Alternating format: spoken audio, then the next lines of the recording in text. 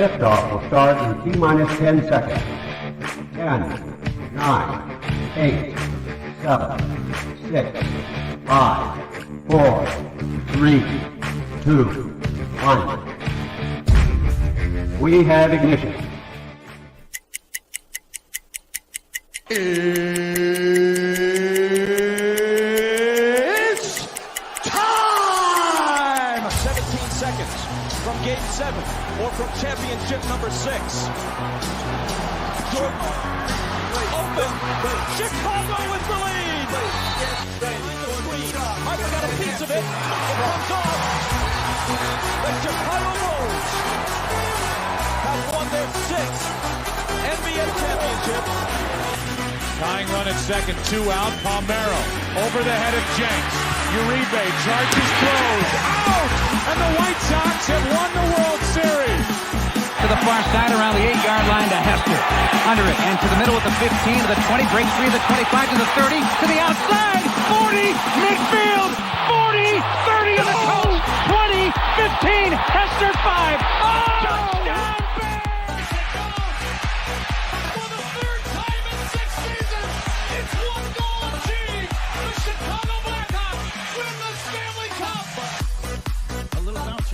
Toward Bryant. He will glove it in front of Rizzo. It's in time. And the Chicago Cubs win the World Series.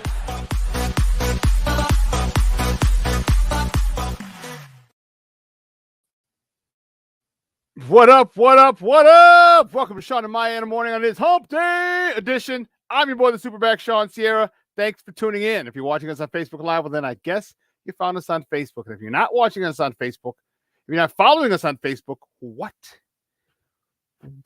Listen, go to Facebook, type in Sports Zone Chicago, click the like button, and now you're following Sports Zone Chicago. Simple. But wait, there's more. Go to the show's page. Go to Shawn and Maya in the morning. Go to that page as well. You can like that page. And not only will you be following Sports Zone Chicago, but you'll be following Shawn and Maya in the morning. And we'd appreciate that a whole lot of bunch as well. All right, if you're watching us on our YouTube channel, excellent. And if you're not subscribed to our YouTube channel, for real, I don't even know why that's like that. I don't know. All right, listen. Go to YouTube, type in Sports Zone Chicago, click the subscribe button. Oh, sheesh. That's what I didn't do.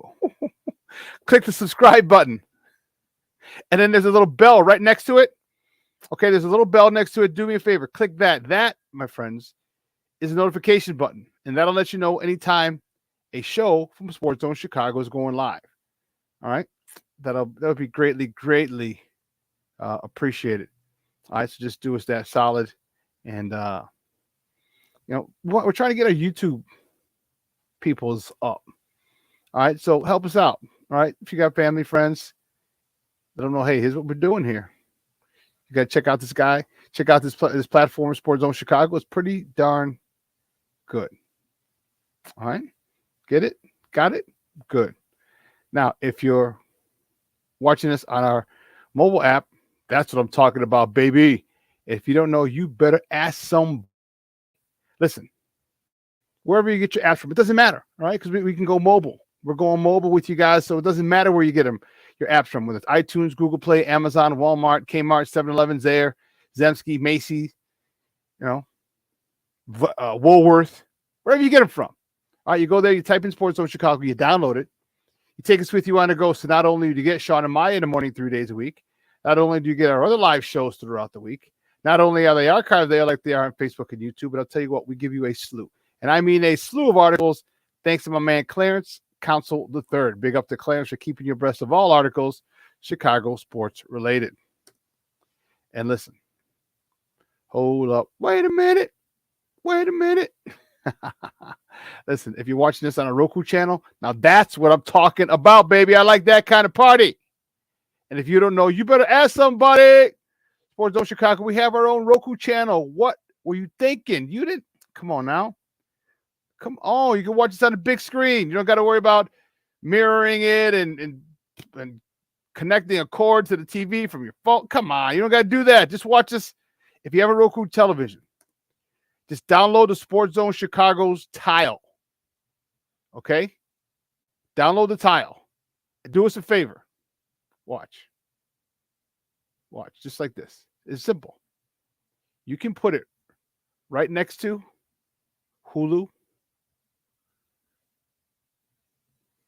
Netflix, Disney Plus, Showtime, Stars. All right, you can put it right next to all of them. Okay, smack dab in the middle. You can do it. It's okay. All right, and now you can watch this on the big screen. Now, that's the cool part. That is one of the cool parts about us. Okay, so even if you have, listen, if you got like 4 or 5 different Roku televisions in the house, or 2 or 3, or just one, do us a favor, download it to all of the Roku TVs that you have in the house. Do us that favor. Download Sports Zone Chicago's tile to all the TVs in the house. You know why? It just helps us. We would greatly appreciate it. I know, probably going to put it in the kids' room where the kids aren't even, the babies aren't watching. They're just watching their cartoons and whatever the new cartoons are nowadays, because believe me, I have no idea. I have no idea what the new cartoons are, and what occupies babies' attention. But even if you're not going to watch it in that room, do us a favor. Just download it. All right, we'd appreciate it. Just do it. Do it. All right. Excellent. Now, where are we at? Now, you can also tweet the show. You can tweet us at Sports Zone Shy, that's CHI, at Sports Zone Shy. Now, if you want to follow me, just me, personally online, you want to know what I did? Well, let me tell you what I did. You want to know what I did? Here's what I did.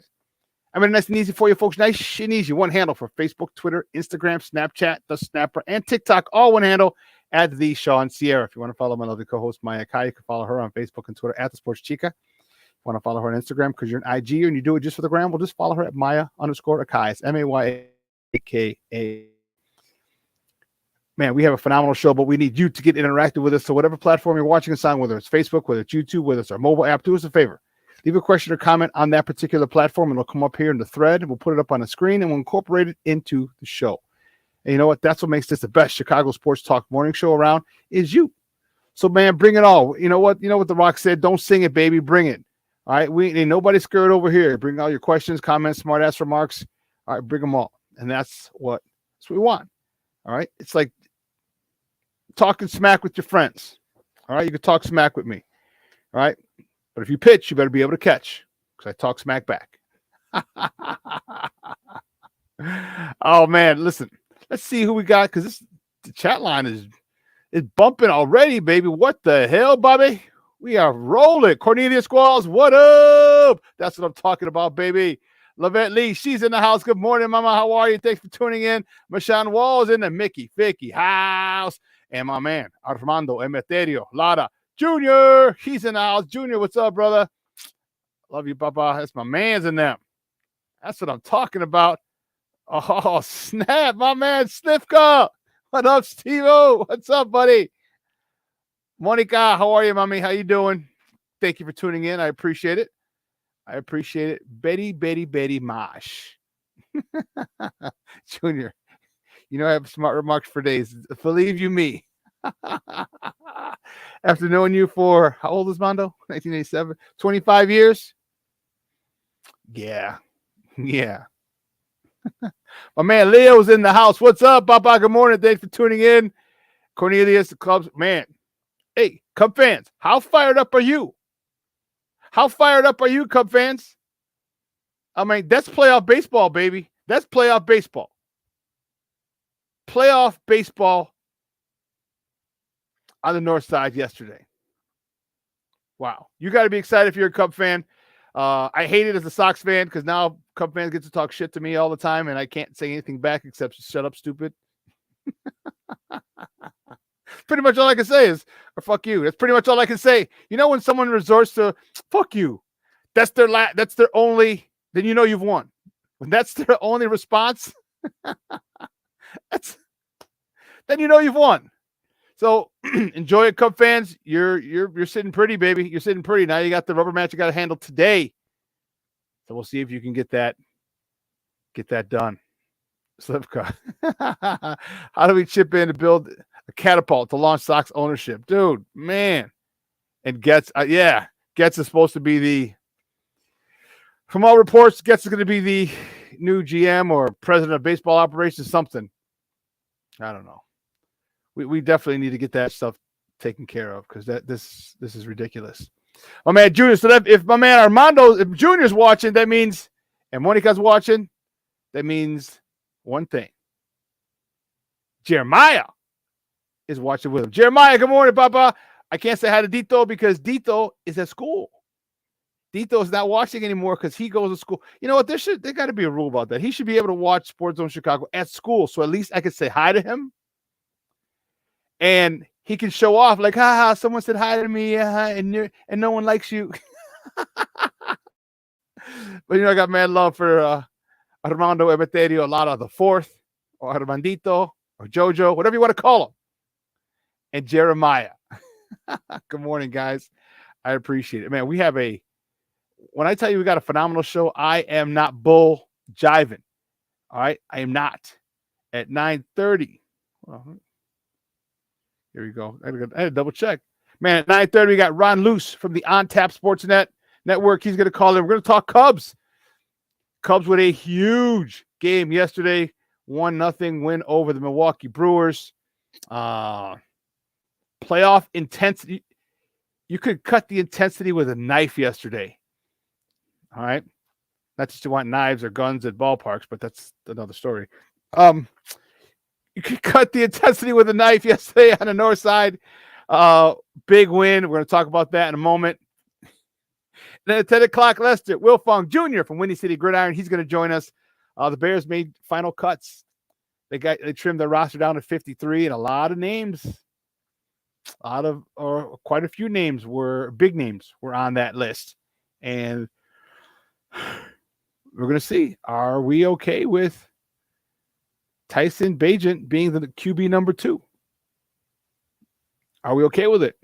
We're going to talk with Lester about that at 10 o'clock. So, man. So, as our old uncle, Hawk Harrelson used to say, sit back, relax, and strap it down because we have a phenomenal, I'm telling you, it's a phenomenal show, baby. I'm fired up. I am fired the freak up. Well, listen.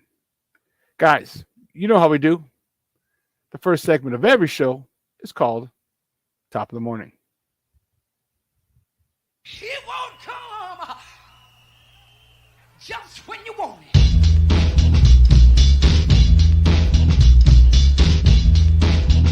Top of the morning to you. Top of the morning to you.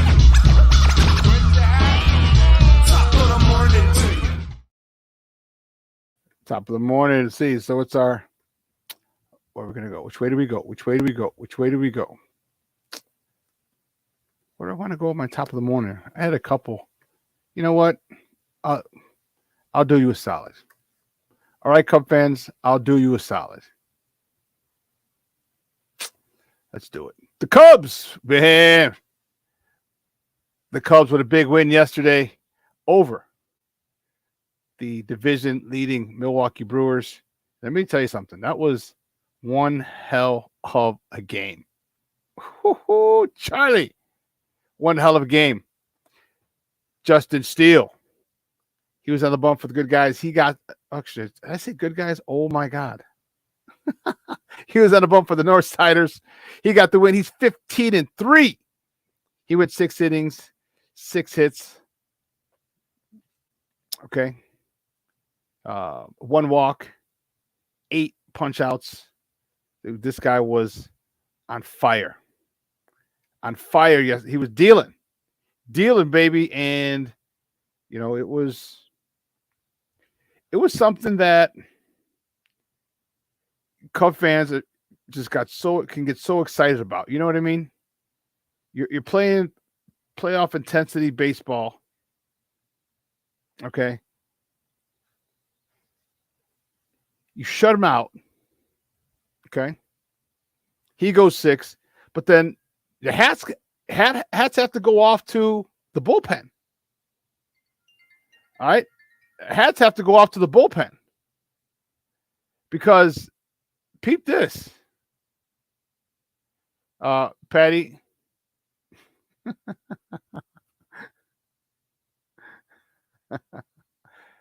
No. I did, and it was a Freudian slip. A Freudian slip. No way. Obviously, Junior, your pain meds are, never take them on an empty stomach, because obviously you're delusional now. You're delusional. That's okay. That's okay. But Justin Steele, I'll tell you what, we're going to talk to Ron Luce at the bottom of the hour. We're going to talk more about this. But the bullpen, in my opinion, is the MVP. All right, Justin Steele, you're expected to do this, all right? You're an all-star, okay? This is a big game. You had lost game 1 of the series, okay, which puts you 5 games back, and you could not go down 2. You couldn't lose this. You can't lose this series, or couldn't lose yesterday's game, which means you would have lost the series. You come out 6 innings of shutout baseball, phenomenal. But then what's even as phenomenal or more phenomenal is the bullpen. Leader came in for the 7th, scoreless, 1K.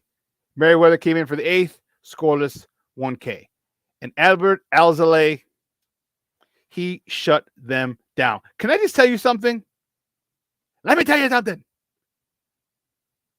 Do you realize that was an 11-pitch 9th inning? So Albert Alzolay is not coming in, going deep in accounts. He's not coming in walking people.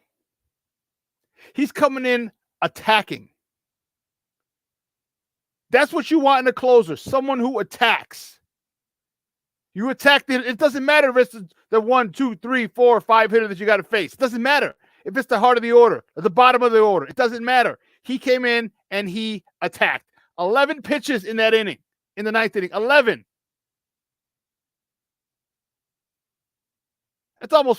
That's 3 plus. 4, 4, 3. Simple. If you want to do the math, whatever. Averaged out to 3.66 pitches per batter. Are you serious? That's a dude who comes in, knows the task at hand,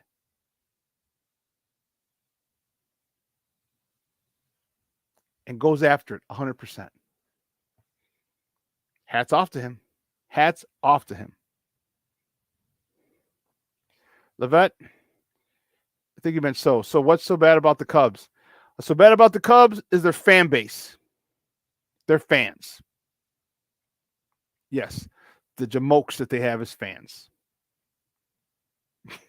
Because I actually like the team. I like the players. I like Rossi. And by the way, I haven't really heard a lot of the fire Rossi people much lately, but I don't know. Maybe they're taking a hiatus. Maybe they got COVID. Who knows?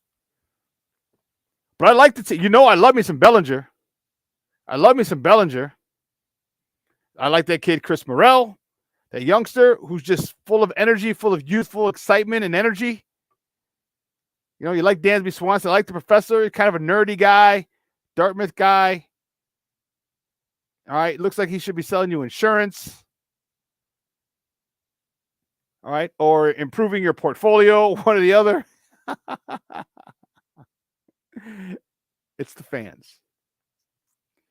Quick turnaround today. The Cubs in the rubber match. The Cubs host the Brewers today, 1:20 p.m. Central Time. You can watch it on the Marquee Network on the TV side and 6:70 a.m. on the radio side.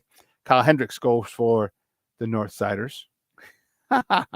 He's 5-7 with a 3.80 ERA. He's going up against Brandon Woodruff, who's 3-1 with a 2.65 ERA. Moving on, the next top of the morning topic. The White Sox, in White Soxy fashion, they fall to the Baltimore Orioles 9-3, 1-2 tree. 9-3 yesterday. Schultz pitched a phenomenal game. He got a no decision. He went 5 1/3, 6 hits, one run, 1 strikeout. Lenyn Sosa showed his power, baby. He's a rookie. He's going to keep making mistakes, but that's okay.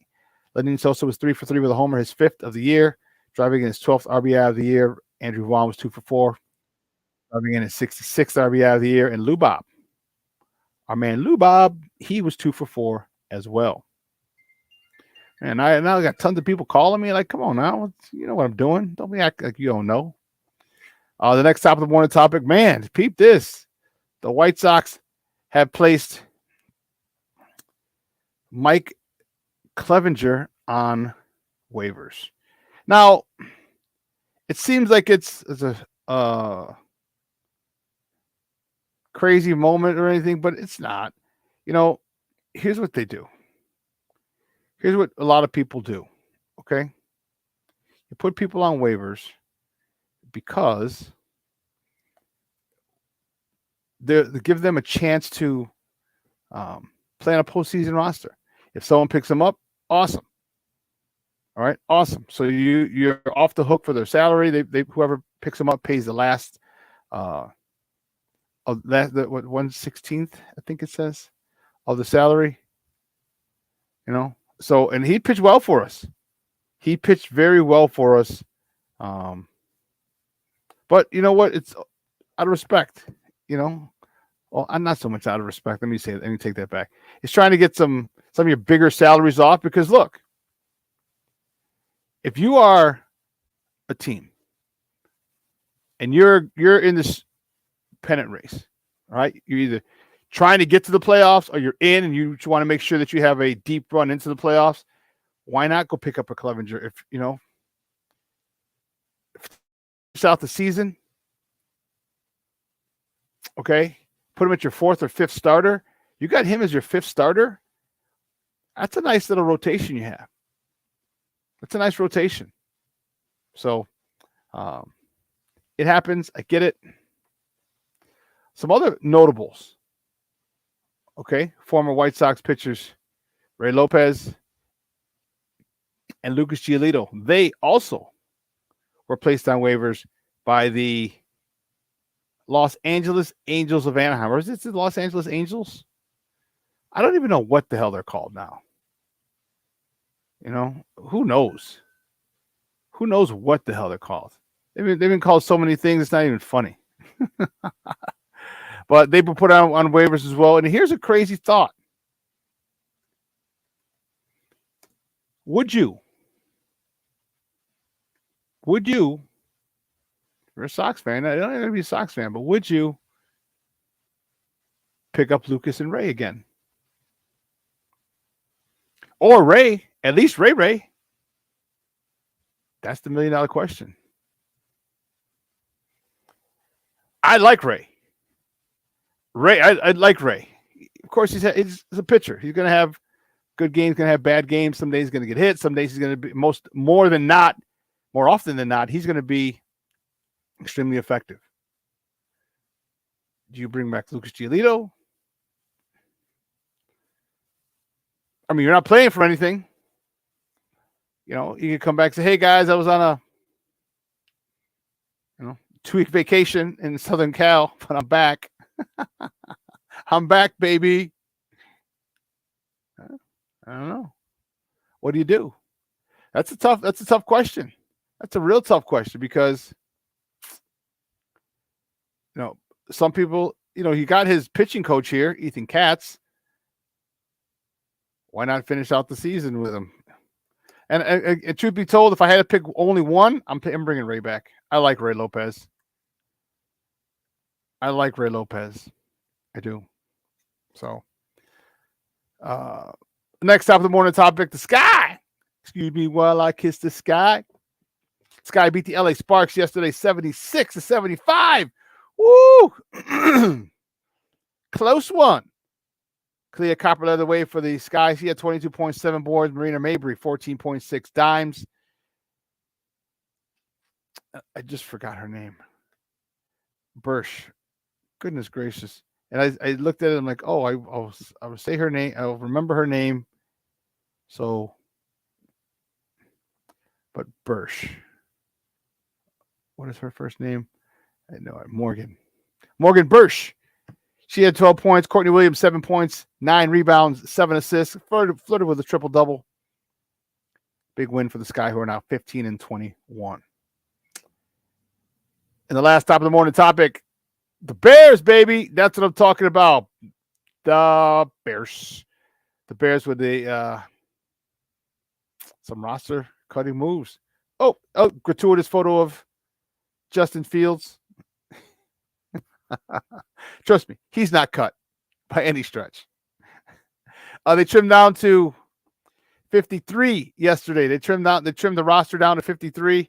And man, it was there's some notable cuts in there. Some names that you've heard before. So it's one of the things that I'm going to say this.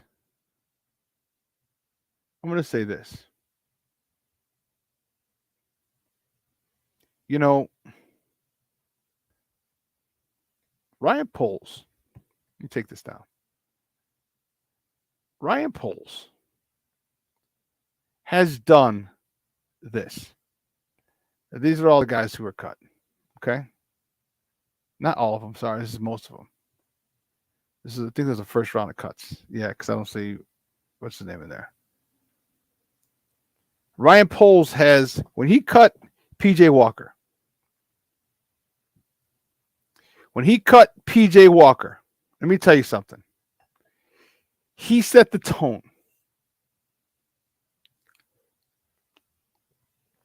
Oh my God. Can I just tell you I love this tea? I make the best tea. It's amazing. But when he cut PJ Walker,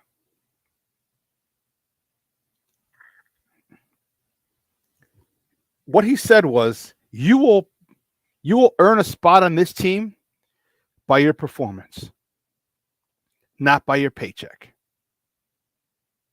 You will earn a spot on this team by the way you perform on the field. Oh my God, Becky, shut the front door. My man Berlissimo is in the house from across the pond. Berlissimo, what's up, Baba? It has been too long. Man, thanks for tuning in. Yes, we got baseball talk. We're talking Cubs in another minute. I know you're not a baseball guy, but that's all right. That's all right, man. Good to see you, dude. Man, good to see you. But I digress. What Ryan Poles did, and we're going to talk about this at the top of the hour with Lester Wilfong. He said, you will play if you deserve it. I could give a rat's ass about how much money we guaranteed this other guy. If you're a free agent, if you're an undrafted free agent, if you are a 5th or 6th round pick or 7th round pick, you know you have a shot. You have a legitimate shot to make this team because he will make his decisions based on performance. Performance over a paycheck.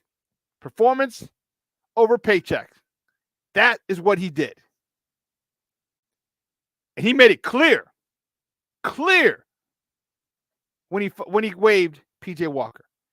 And if you're a football player, you're a competitor, you couldn't ask for anything else. It make it an even playing field. Hope you're a little evil on that field, but nonetheless, an even playing field for everybody. I'm loving this guy more and more, and Mickey Ficky more by the day. God bless this dude. Listen, we got to take a quick break, and on the other side of the break, we're gonna go back and talk more Cubs. Oh, much to my, well, like the Beastie Boys, Jock and Mike D to my dismay. Got more Cubs to talk on the other side of the breaks with our guy Ron Luce. He's from the On Tap Sportsnet, and he is fired up. Man, he was so pumped up yesterday, as I imagine all Cub fans were yesterday. And you know what? You have a Mickey Ficky right to be. You have every right to be. That's all I can say. Ron Luce from the On Tap Sportsnet coming up next, talking Cubs. Keep it locked right here, Shawn and Maya in the morning on Sports Zone Chicago. Hey, it's your boy, the SuperBack, Shawn Sierra, and be sure to follow Sports Zone Chicago on all social media platforms, on Facebook, Instagram, and our Roku channel. You can find us at Sports Zone Chicago, and on Twitter, we are at Sports Zone Shy. Also, be sure to download our mobile app so you can take Sports Zone Chicago with you on the go. Time out. How are you feeling right now? Happy? Excited? Angry? Overwhelmed? One of the best things you can do for your mind health is to name what you're feeling. It can sharpen your awareness and help you talk about your feelings with someone you trust. Here are 3 questions to ask yourself. Where are your thoughts right now? In the past, the present, the future? Do you notice any sensations in your body? Is your heart beating fast? Is there a flutter in your stomach? Or are you fully relaxed? What do you need right now? Time with others? Time to yourself? Remember, there's power in this awareness. So find ways to identify what you're feeling today.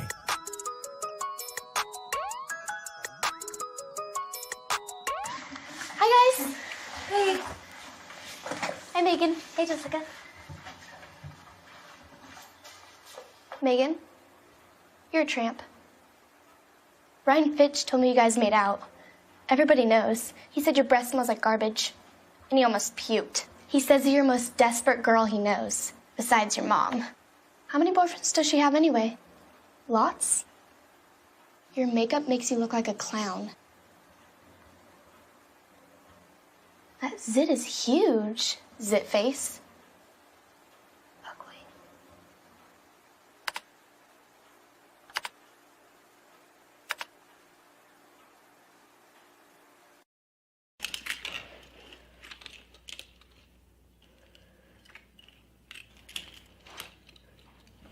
Hey, bud, what you doing? I'm playing with cars. Cars? Can you show me what a car does? Whoa, whoa, whoa, whoa, whoa. Hold on a second. First of all, this is a school zone. So you need to put down your cell phone, stop texting, and let's get to driving. Now you're coming up to a stop sign, right? You need to slow down and stop before you hit that Y line. I want you to look left, right, left. You don't want to get hit by a car going on your left, and to your right to make sure you don't get sideswiped by a guy coming from your right. You're coming, and you see a crosswalk. You better slow your horses down, because the #1 rule of driving is always yield to pedestrians. Now stop, pull over, and you are done driving. Gosh, what do they teach you kids in school nowadays?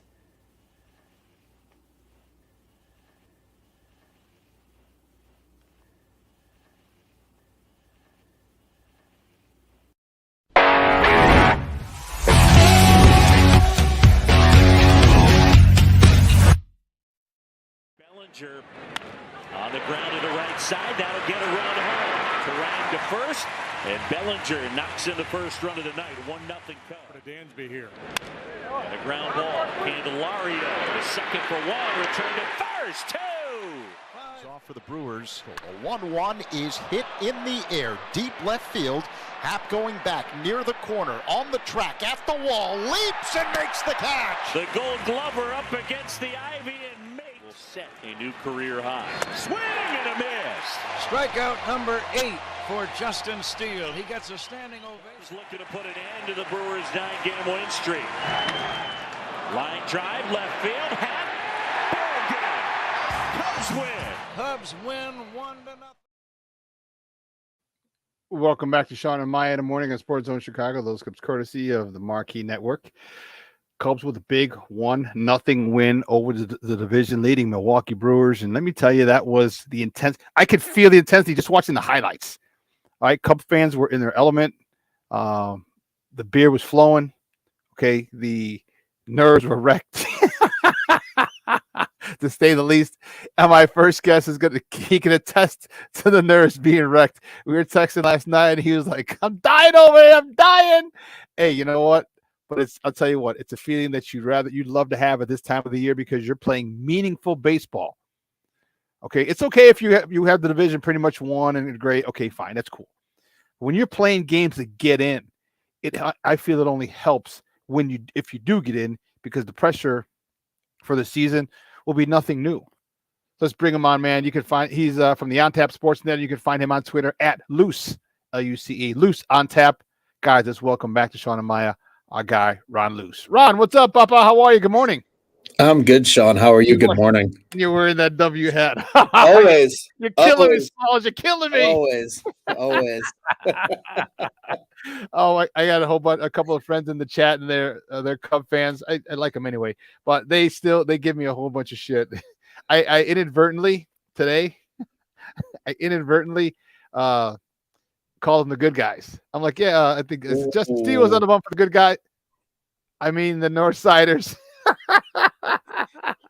Oh my You God. are right. You are right, Sean. They are the good guys. You can get used to saying it. It feels good. It feels right. It felt like shreds of glass going down my throat. Like, oh no. And they're giving me shit about it in the comments. It's funny. But big win yesterday, man. Okay, and you needed it. Man, you got behind the 8 ball in game 1. First couple of pitches, boom. Gone. You're down 1-0. First batter. Fans hadn't even settled in game 1. I mean, and you're down 1-0. It came back yesterday, and talk to me about this pitching performance. I said yes. I said Justin Steele had a phenomenal job, but I gave as much, if not more, credit to the relievers, the bullpen. I said Albert Alzolay had an 11. Count them, 11 pitch night. You ain't fucking around if you go in and you get 3 guys out in the 9th inning on 11 pitches. You're locked and loaded.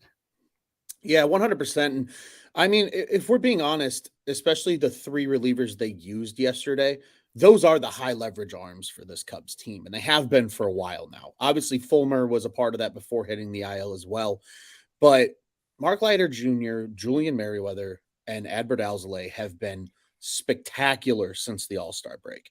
And I mean, Adbert's got the most saves in baseball since July 1st. He's got 22 saves just since July 1st. Like, it goes to show how good those guys have been all season, and a huge testament to the pitch lab, to Tommy Hotovy, that entire pitching staff, really, from, coaches to the players, of just kind of really working through a lot of bumps and bruises early in the season to get to where they are now. But man, oh man, that Justin Steele start yesterday, that's the start of an ace. That's the start of an ace right there. And, it really, I think a lot of Cubs fans get flashbacks with Justin Steele. Justin Steele's Justin Steele, right? He's his own pitcher. He's got his own ticks. He's got his own things. But you have this weird, like, waspy, almost like dream that you can't quite remember the next morning when you wake up, of a John Lester start, right? Just that bulldog, lefty coming through and giving you what you need for as long as you need them. I mean, 111 career pitches yesterday. That's a career high for Justin Steele. He battled 30 pitches in the first inning, still gave the team 6. I mean, top to bottom, pitching performance as a team was absolutely spectacular. And like you said, it was a huge game. And they're about to turn around and do it again here in about 3.5 hours, 4 hours. It's coming quick. So, but yeah, incredible pitching performance, top to bottom, both starting and bullpen yesterday. Talk to me a little bit about, and I mentioned this the other day, and it doesn't show up in the stats. I mean, it did because it drove in an RBI, but people forget how important baseball is. All right, the fundamentals. All right, everybody's worried about launch angles and exit velocity and all this other bullshit. All right, and you got all the metric, the geeks who like, oh, you need to do this and this and this, not ball guys. And baseball is a simple game. Get them on, get them over, get them in. All right, that ground ball to the right side of the field by Cody Bellinger. Okay, nothing spectacular, but what he did his job as a professional. Got the run in, and that was the game winner. Talk to me on how someone like that was to sacrifice, because he wasn't trying to hit a homer, he wasn't trying to hit a double, maybe just get in the air out of the infield, but he wanted to get it on the ground to the right side. He did, got the run across, and that was the difference in victory. Talk to me how someone like Bellinger and how important he is to this team moving forward, going into this play as you guys run into this playoff threat. I mean, Cody Bellinger has been just the absolute best thing, I think, to happen to the Cubs lineup this year. A lot of people coming in knew, like, hey, he could be good. Maybe if he's an 850 plus OPS player, like they'll have a good year. I mean, this guy's a 901 OPS player, and that's because he's been cold lately. He's been as high as like almost 940 at one point was his OPS. Wow. I mean, he has been kind of the engine that keeps this thing moving. And I say that more from he's the RBI guy. That's really what he's become, especially in this second half run now for the Cubs. He has just been I'm going to come up and I'm going to, like you said, I'm going to do my job. Whatever it takes, whatever the situation is, whether it's he needs to come up and get something started and get a big double in the gap, whether the team needs the power and he's dropping to a knee and putting one in the right field seats. Or in that case, right, where I think the most impressive thing about Cody Bellinger this season has been his 2-strike approach. because I think statistically in baseball, he is one of the best 2-strike hitters in all of baseball this year. And you see it, right? Because especially in situations like that, where you're just trying to do something to help your team. And in this case yesterday, right, it was just getting that ground ball to the right side, knowing that they're not going to be able to make a play at the plate and get that run across. And at the time, you're like, great, it's good momentum. It's a first inning run. The Cubs do better when they score early. Just statistically, they've been that way. But nobody realized it was going to be the game-winning run, right? Yeah. And it really goes to show how important he's been. He has been insanely important to this Cubs team. And I'll tell you what, Shawn, I know a lot of people are still chiming for the Shohei Ohtani move, even after the UCL and all the just honestly just terrible for baseball stuff that happened with Shohei. In my humble opinion, Cody Bellinger is the more important free agent that the Cubs need to worry about. Need to pay him whatever it takes, keep him in Cubby blue. He looks good in the pinstripes, and he needs to remain in the pinstripes. And that's a reason he needs to remain in the pinstripes. The Cubs have not had a middle-of-the-order bat like this probably since like peak Anthony Rizzo and peak Chris Bryant. And it's been a while. I think a lot of people forget how long it's been. Yesterday, there was the stat that, Steele got his 15th win in 25 or less starts. First time since Jake Arrieta did it in the World Series year. Wow. That's like 8 seasons ago. Like, we forget how long ago that is already. So, I mean, it really is just Bellinger's been so important. They need to keep him around. He's a difference maker in that lineup. And because he's in the lineup, he makes everybody around him better. I was a big Bellinger fan, and he was with the Dodgers. I loved him. Rookie of the year, Gold Glove, World Series champ. Then he hit the injury, hidden injury trail for about 2 seasons, and people were. It's amazing how fast fans will turn on you. Oh yeah, it's amazing, and how they just kind of gave up on him. But then again, the Dodgers always have a phenomenal farm system, so that's all right. We'll let him go. It's no big deal. We got other people in the pipeline. Yeah. But when I was watching him in spring training. I said on the show, I was like, man, I'm not a swing analyst or anything. I was like, but I'll tell you what, his swing looks really, really, really good. Mm-hmm. This was before spring training started, where they had him just in the cages down there. The team got there. I'm like, don't be surprised if this guy has a good year. I had no idea he was going to have this type of year. And I think it's imperative that the Cubs, and I agree with you, I think it's imperative that they do everything to sign him. All right, Stroman can, he's got the option, the dual option, so you're fine. But I think it's imperative that you sign this guy. It's going to be a pretty penny because his agent is Boris, and Boris is like, yeah, we are definitely going to listen to all offers, and Cubs need to sign him. And you know what? And he earned it. He earned every single freaking dime he's going to get. And if he continues to hit like this, if the Cubs sign him and he continues to hit like this after they sign him, dude, it'll make that. I guess it all evens out, like Jerry Seinfeld, even Steven. You had the Jason Hayward contract. He didn't kind of live up to that. But then you get the Cody Bellinger contract a couple years later. Man, he's doing that. Talk to me about this team in regard to the good mix. Because I'm liking this good mix of players. I still like Morel.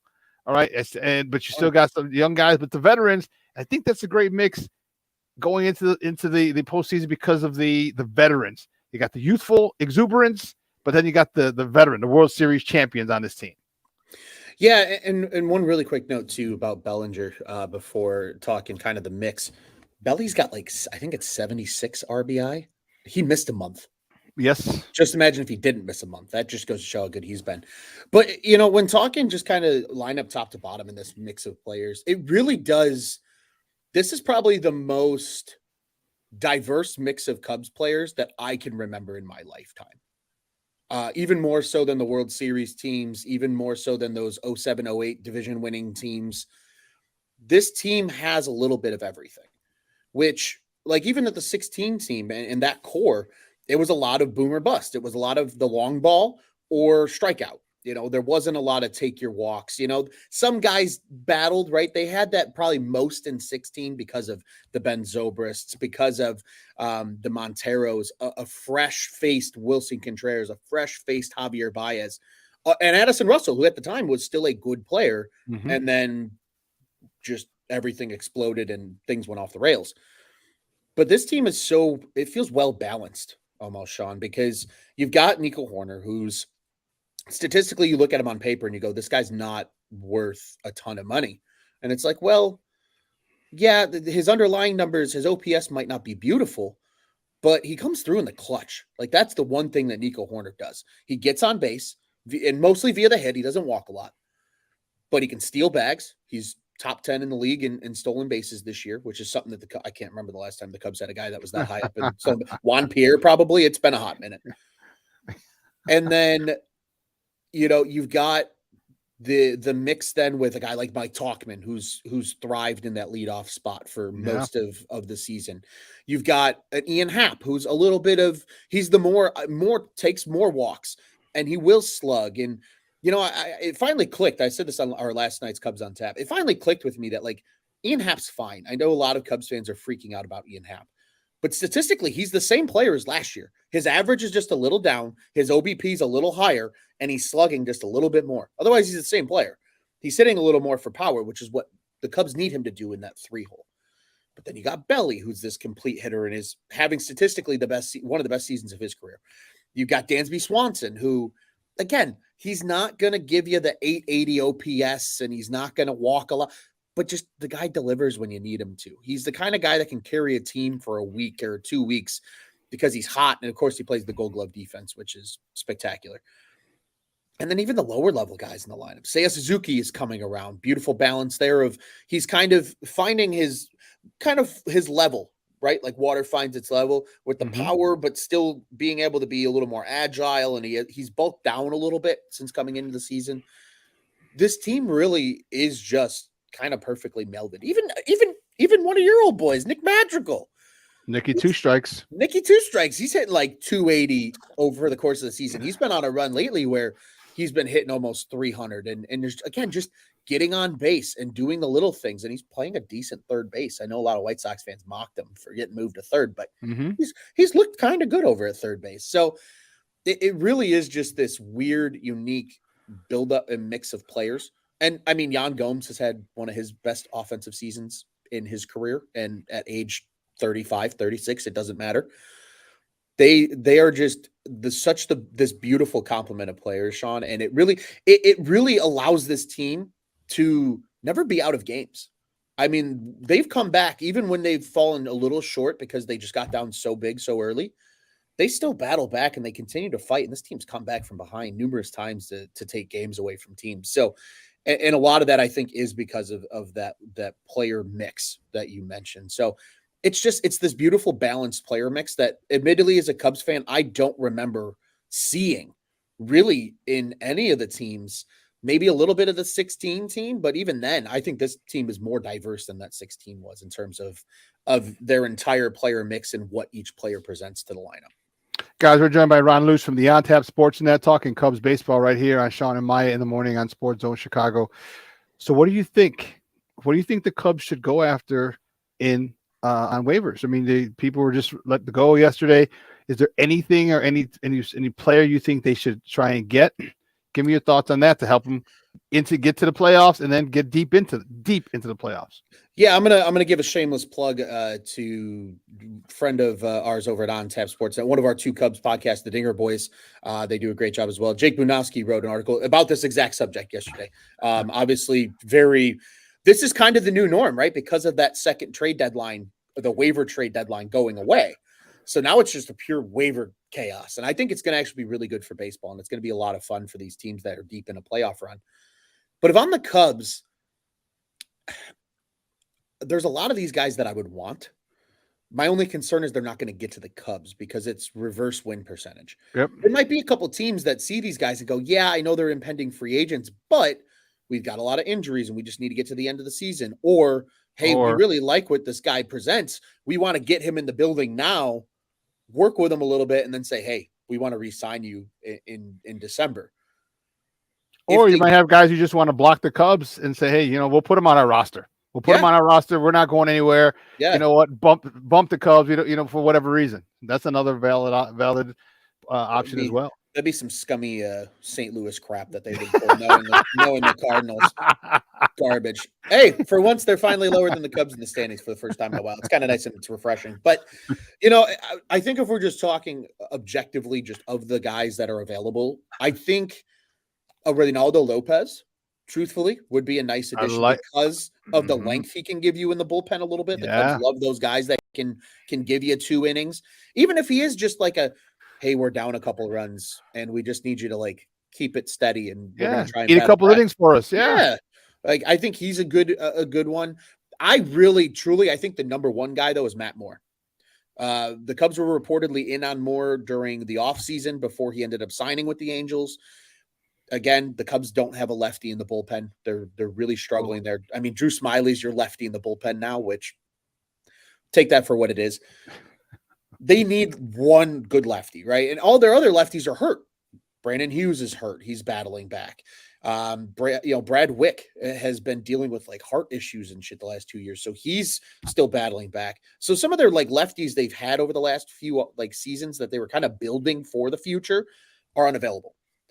I think Matt Moore would be perfect. He's actually got reverse splits. So he's better against righties as a lefty, which is chef's kiss. I think he's the perfect fit for the Cubs. That's the number one guy. If I'm Jed and I'm Carter in the front office, give me Matt Moore. Again, really like Reynaldo Lopez. I wouldn't be totally against the idea of Giolito, truthfully. I thought that too. I thought the Sox guys. Especially because we the collective, we at Cubs on Tap especially, we've discussed, and Tyler, shout out to my co-host Tyler Edmonds, he said it. He was like, I kind of wish the Cubs got just one more starting arm at the deadline because you never know with injuries. And then sure as shit, Stroman's hurt worse than we expected. Yeah. Drew Smiley has fallen off the face of the earth. Tyone's been really good lately, but had a bad start on Monday night. You know, really right now you look at the starting rotation and it's Justin Steele, who's your ace. It's Kyle Hendricks, who is just cool, calm, collective, steady Kyle Hendricks, which is exactly what this team needs. Mm-hmm. And then you're relying on some young guys. Jordan Wicks had a great debut over the weekend, and Javier Assad has been dynamite since stepping into the starting rotation. Mm-hmm. But to me, if they can get that one other guy that, even if it is just like hey, for a 2-week stretch, we're going to go 6 starters to give some guys some rest. Yeah. This is a guy that can come out of the pen potentially in the postseason if they get there. He can give you that spot start if a guy gets hurt. I think Lucas Giolito makes a lot of sense for at least the Cubs to examine, because from a money standpoint, the Cubs don't give a rat's ass. They got plenty of money. They can make it work. Mm-hmm. It's just a matter of, will the waiver order benefit them? Another guy, which I don't like him because he's kind of a scumbag, but Mike Clevinger is also out there too. And with Clevinger, Carter Hawkins is familiar with Clevinger because of their time in Cleveland together. So there's a connection there that I could see potentially at least being the tires kind of are kicked on. And he's been pretty good for the White Sox. Yeah, he has. Team. He's been consistent, which if you're the Cubs need is just like a consistent starter at this point. They're one consistent starter away from truly, like, as a fan, feeling like they're going to make the playoffs. But let's not forget too, though, if you put him in a situation when you're in a playoff run, it ups the ante. Like, as a competitor, those are the types of starts. If you're a pitcher, those are the types of starts you want. Those are the type of starts down the stretch. Like, you know what? This is important. Good players, competitors get up for those games. So you got, and we've seen that when Lucas is nasty, he's disgusting. When Clevinger's on, he's disgusting. So you put one of those guys in that rotation, vying for a playoff spot, knowing that the last 3 games of the year are against the team that you're chasing, man, it could it could be just a perfect set of circumstances where you get the best out of a Giolito or a Clevinger or whoever it is that you sign, because now it's meaningful baseball. It's a whole different animal when you're trying to get into playoffs, fighting for a playoff spot, as opposed to, when's the season over? Because I'm going golfing. 100%. And I think both of those players could get up for the moment. Just based on who he is, I feel like Giolito might get up a little more than Clevinger would. And again, I think in the Clevinger situation, the one good thing that the Cubs have is Carter Hawkins, because he's familiar with Clevinger. They can make an honest and educated thought about adding him or not adding him, and say, not just, oh, well, he's been good, but he comes in and he might be bad, because the Cubs are very big about clubhouse culture. That's why I think a guy like Lucas Giolito makes a lot of sense, because he's never been associated with being this bad, toxic culture guy. You know, he just kind of puts his head down and he goes to work. Never cut up jerseys before a game. Yeah. He's never cut up those. I mean, in fairness, they were hideous, but I digress. I think I really wouldn't mind seeing a guy like Giolito, and especially too because the Cubs are becoming notorious for telling these guys that feel like they're one little tweak away from being on their best. I mean, Giolito might come here and work for a month with the team and go, "Ooh, I like what they've been changing in my game. I like that little change they've made me have with my breaking stuff or whatever it is." Maybe he's willing to take a 1-year deal next year with the Cubs, which they're in the bargain bin. They love getting those 1-year starting pitchers to just, especially while you got some of these young guys building in the farm. Mm-hmm. Like that's the perfect guy you can insert next year that shouldn't cost you a fortune. Yep. And if you fix him, awesome. He helps you on a 1-year deal, and then maybe he goes elsewhere. But the Cubs are in love with being able to fix pitching. Like that's kind of become their forte over the last 4 or 5 years now. So I would love truthfully any 4 of those pitchers. From a bullpen perspective, definitely Matt Moore, probably over Raylo, but either one is good. And then probably Giolito over Clevenger. But again, I think all 4 of those guys can help this team win. Man, hey, I don't usually say this, but I just say it to you because you're my guy. I hope no one else is listening. All you Cub fans that are listening, cover your ears. But good luck the rest of the season for you. Hey, I appreciate that. Hey, we're trying, man. It's, you know what, but I'll tell you what real quick, Shawn. It is so fun because us at Cubs on Tap, we started in the 2019 season. So really all we've kind of known so far is heartbreak as like a podcast from a Cubs perspective.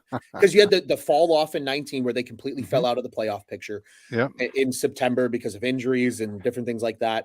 You had 2020, which was this weird, just, wow, they're the best team in baseball for 2 weeks. And then like the last 40 games, they were like a 500 team and they kind of limped into the playoffs and then they got beat by the Marlins. But then 21, I call it the great sell-off because that's effectively what it was. I've never written so many trade articles in one day in my entire life. And then 22 was this like, we don't know what we totally are yet. We're building toward the future. This is the first year that we as Cubs on Tap have been able to just get up for these games. And like you said at the top of before you brought me in, it's fun playing meaningful baseball. It's refreshing. It's something that the North Side hasn't seen in a while. And it feels fantastic to see it once again. So I'm right there with you, Shawn. I appreciate the good luck because they're going to need it. They got a tough schedule coming up. They got the Reds, they got the Giants, they got the Diamondbacks, who are all right around them in that wild card picture. So it's going to be a sprint here in September, but they got a lot of off days. Hopefully they use them right. They take advantage of playing bad teams like Colorado and Pittsburgh. And then you've got potentially the NL Central on the line, the last series of the season when the Cubs go up to Milwaukee for 3 with the Brewers. So they didn't take advantage of that stretch with the White Sox, that 12-game stretch where they're against the AL Central, and they just had just dog crap teams. They lost too many games, 1 to us, 1 to Detroit, or was it 2 to Detroit? Yeah, they didn't take advantage. Okay, they didn't take advantage of that. So you know what's crazy about that stretch too is that Royals, that White Sox, Royals, Tigers, Pirates stretch. Yeah. They split with the White Sox, but then they won every other series. They beat the Royals 2 out of 3. They beat the Tigers 2 out of 3. They beat Pittsburgh 3 out of 4.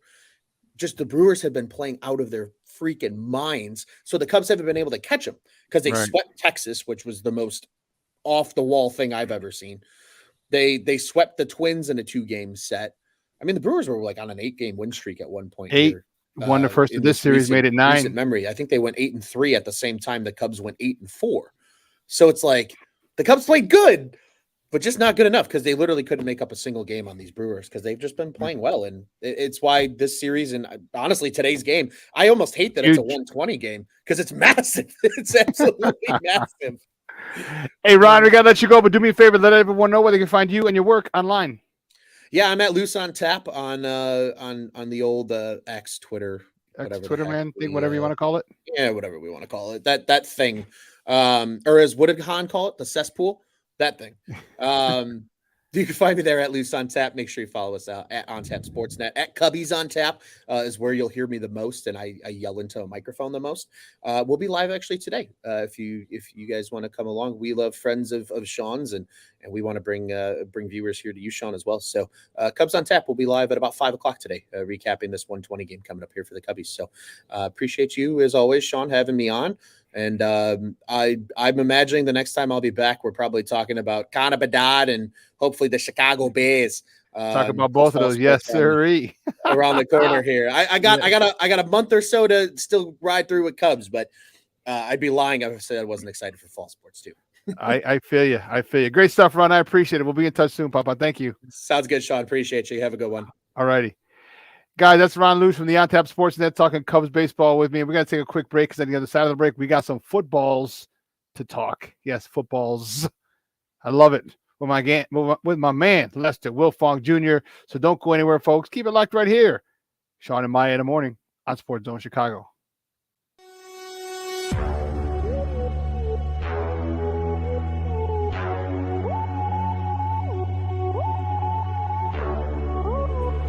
Fields a run for 17. Back he goes. Here comes Chubb. There goes the ball. Touchdown! Jones will walk at the right tackle. Time for Fields. Now he'll accelerate to get the first down. Great tackles, and he's off to the races. Oh, he got a terrific block. For every generation, it has started with the call to serve. Discovering the purpose and the belonging earned with the title. Learning to dig deep and push through adversity together. Defending our nation and its people. It is a life of great worth and reward. But Marines are never really finished serving. Their commitment comes full circle, visible in communities across our country.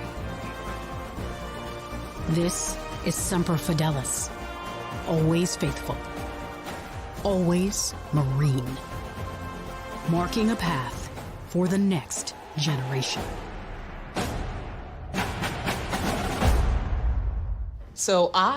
Dad, I'm not going out there. I don't want to play right now. Third and long, Allen against Stevenson. He held on to it. He's had a couple of shots in the preseason. Is the back next to him. From the 16-yard line, pressure coming and a lot of space for Fields. Nice cut. He got tripped up. But he's fake to Foreman. Good blitz pickup. Fields has time to deliver to DJ Moore, and he breaks away. This is what he does. Big gainer, DJ Moore inside the 35. Bears in the finale against Minnesota last year. Allen nearly ran into a sack. He gets rescued on the throw outside to Andy Isabella, and he gets hit by Stroman. Welcome back to Shawn and Maya in the morning at Sports Zone Chicago. Those clips courtesy of Fox. Those are the Bears, baby. I'm fired up. Big day yesterday. It's still not over. There's people that the Bears are going to go after. So I'm not even going to waste any more time. Bring in my guy, good friend of the program. He's the EIC. He's the man over there at Windy City Gridiron. You can find him on Twitter at Wiltfong Jr. Guys, just welcome back to Shawn and Maya, Lester Wiltfong Jr. Lester, what's up, Papa? Good morning. What's up, my friend? How you doing? I am wonderful. Wonderful, baby. I marked myself safe from being shot at the Sox game, which I was actually at that game. Oh, man, ridiculous. Yeah, Sox. What are you gonna do about them? What are you gonna do? But you know what? We got Bears to talk. You know, I know what I actually next week is their Kevlar bulletproof vest giveaway. So I'll be there for that game as well. So I'm excited. That works. Nice. But man, I'm excited. You know, a couple of big names after the roster cut. The roster was trimmed down to 53. Travis Gibson, after he asked for a trade, he was allowed to look for a trade. I think they just said, hey, you know what? Go find work. You know what? I think maybe, I don't know. Give me your thoughts on some of the notable cuts. Let's talk Travis Gibson first. Well, I'm not sure if you heard it. Just broke today that it was reported that they're also cutting Terrell Lewis, defensive end, today. So that tells you that they must have, like the guy on waivers, because the claim of period, of course, ends at 11 o'clock Chicago time today. So they must have got an edge that they feel comfortable with as a I like Terrell Lewis. I like Travis Gibson. I like them both. But, the way this team's constructed, those guys are defensive end 4, defensive end 5 would have been. I mean, that's not necessarily what I would have done, but this is how the Bears see it. So we'll see. It could be something where they bring him back after week 1. They don't want to guarantee his deal. I'm not sure what the deal is here, but I thought Lewis looked good off the edge. Oh, yeah. Good bend, good explosives. I talked about on my show last night how much he has done to put himself in a spot to really earn a job. And then now his job is no longer. Yeah, I liked him. He was my sneaky good signing last year when they got him in the offseason, I should say. I'm like, just watch this guy. And yeah, he was. What do you have? 3 sacks this preseason? I mean, this guy was fumbles. Yeah, the strip sack. I was like, oh man, I thought he was a shoo-in, and unfortunately, he's not. But you know what? Here's the thing. And I said this earlier. How refreshing is it? And tell me your perspective on how much you like it, or maybe not so much. That Ryan Poles has set a culture that you will play based on your performance. It's performance over a paycheck, and I don't care as soon as he cut PJ Walker. After having him guaranteed for $2 million, that set the tone for this team. That set the tone throughout the league. Hey, this is what they're doing over here in Chicago. How much do you like that tone that he set?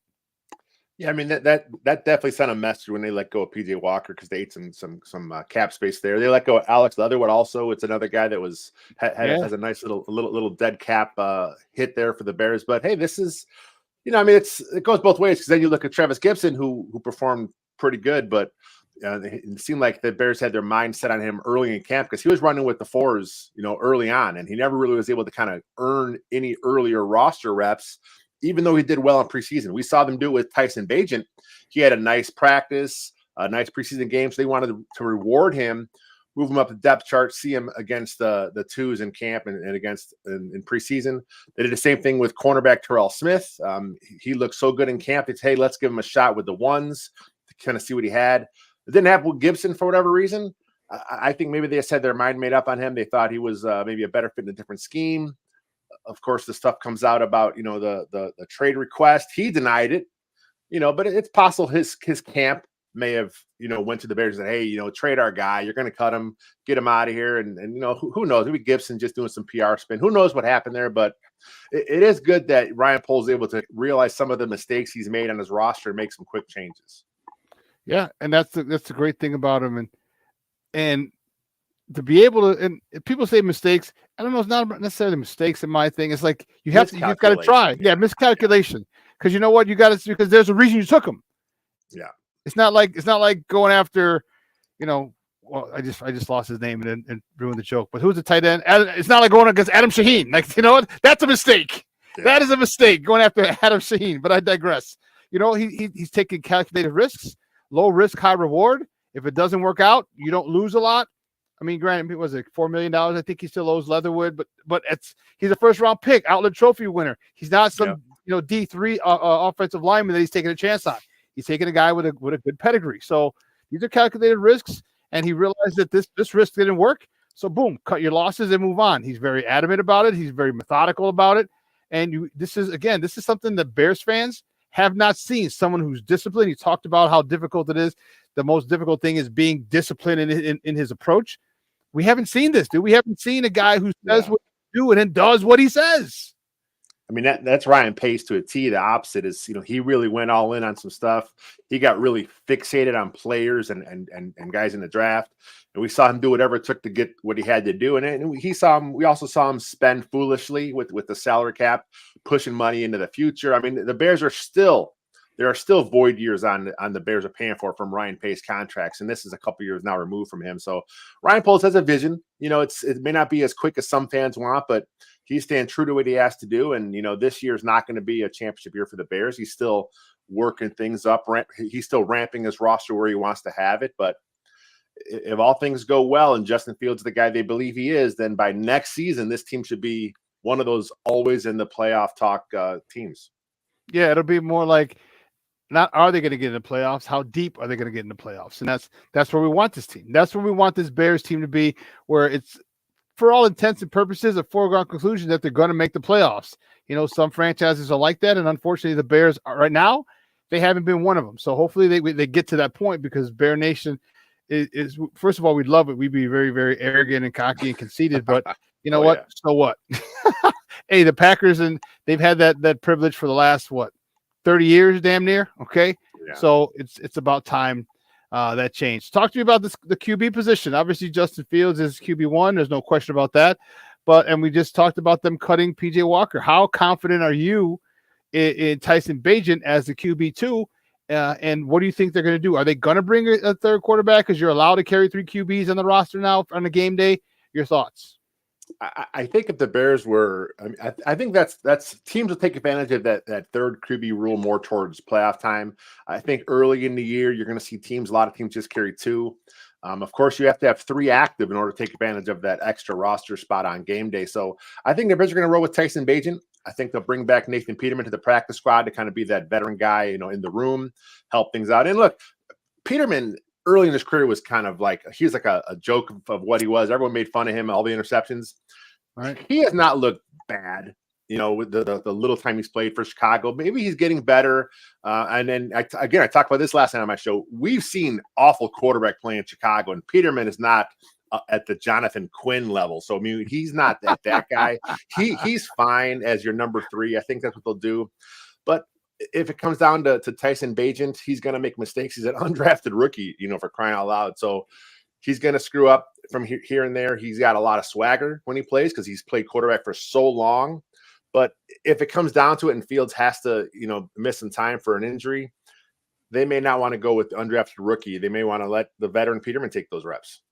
Yeah, which is why I thought they would keep Bagent on the practice squad and maybe cut him and keep PJ Walker or Simeon or Peterman. Excuse me.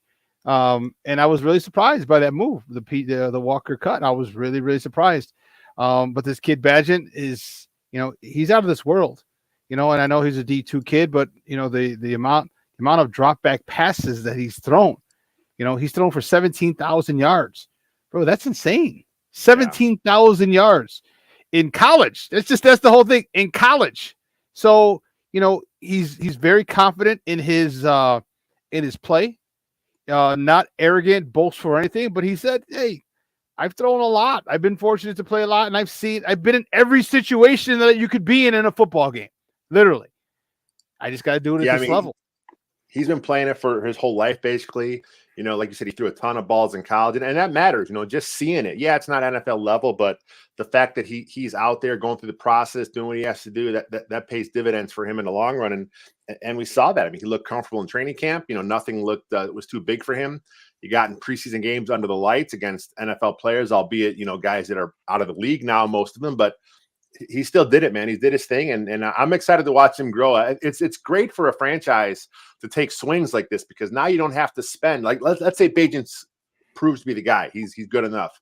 Now they don't have to spend $4 million next year on a Walker or a Simeon or a guy like that because they know they got their guy cost controlled for at least 4 years. I like this kid. He does seem cool, calm, cool, and collected. And this is another thing that I have to tip my hat off to Ryan Poles.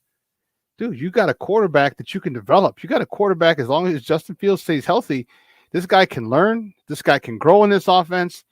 Some of the plays, like his release is unbelievably quick. Like he doesn't need to step. I saw a slant. He flung his hips and whipped the ball a dime right on the money. We have a stud quarterback, but we also have a legitimate guy, a little legitimate backup that we can develop. And in a pinch, this guy could actually play a game or 2 or 3 if Justin Fields gets hurt. Yeah, I mean, I think he'll be fun. Like I said, it's a fun story to monitor. I'm not sure if the Bears will want him to be a long-term guy, but hey, that's up to him. If he gets in, if he is forced into action and he looks competent, and the Bears like, you know what, we got a great running game. Let's protect this kid as much as possible, and let's kind of deal with the growing pains and let him do what he has to do. But ultimately, man, we want to see Justin Fields out there. We want to see him doing his thing, running all over the place, throwing the deep ball, getting DJ Moore involved, Cole Kmet, the whole receiving crew. That's what we want to see. So hopefully the injury stuff stays away. Guys, we're joined by Lester Wilfong Jr. from Windy City Gridiron, talking Bears football right here on Shawn and Maya in the morning on Sports Zone Chicago. Talk to me about Justin. What have you seen? Yeah, there was a run that he had that he should have thrown.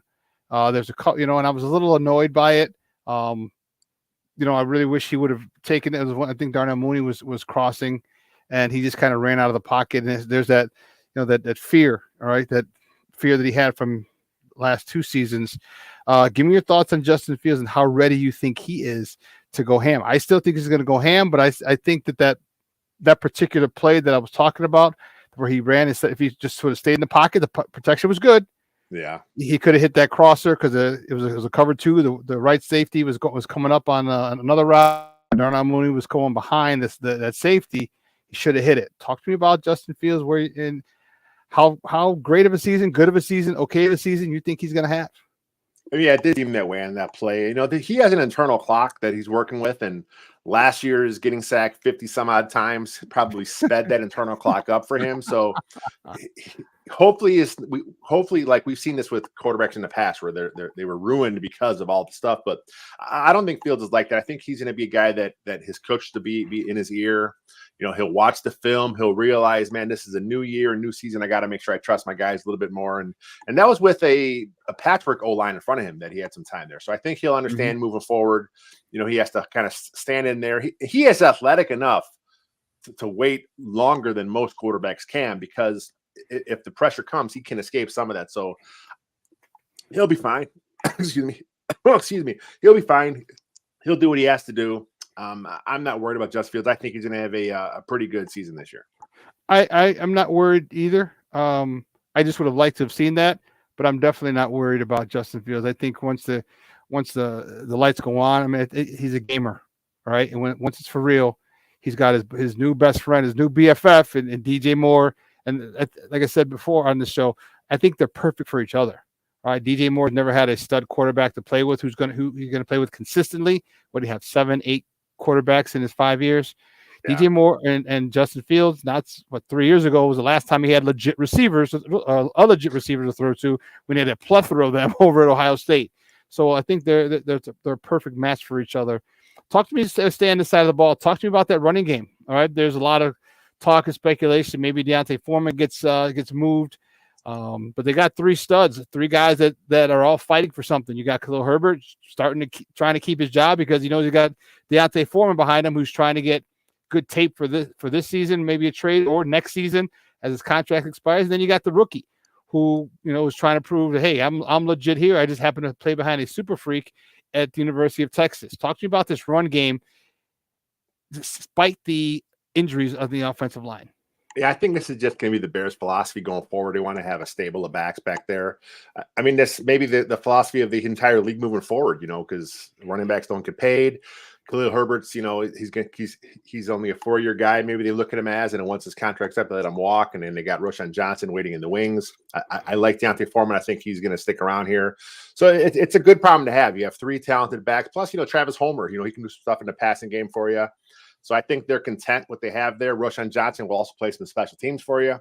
So they're going to run with these three guys, and we'll see what happens. If there's an injury, I think then they're covered, because they can just plug their next guy up, next man up, and then keep that run game going.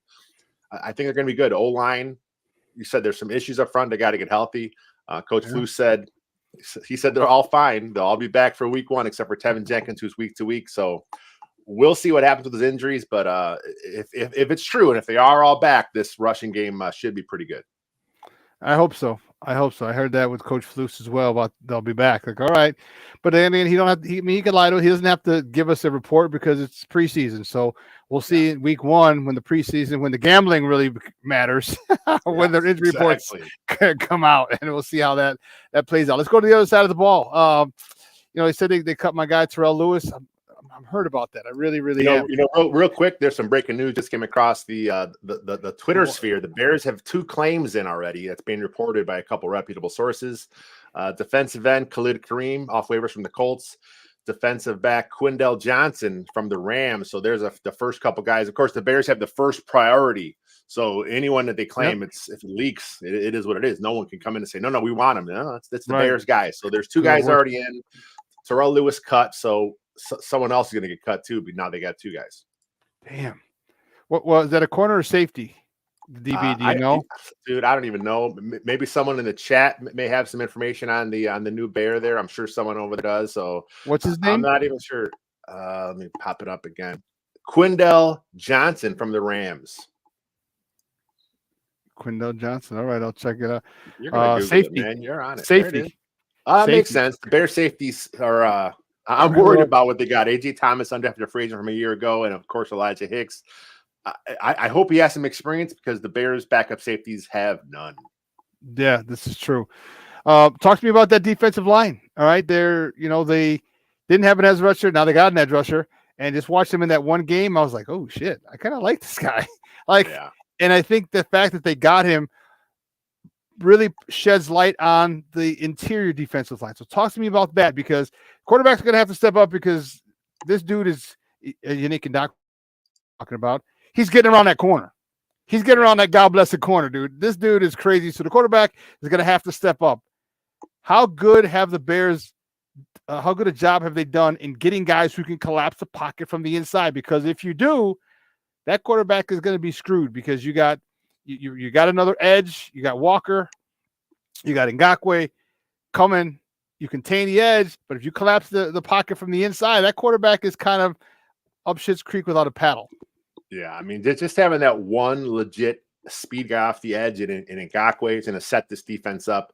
DeMarcus Walker, I mean, he had I think 7 sacks last year. In a career year, he's fine. He'd be good at defensive end, but Ngakoue is going to set the whole group up.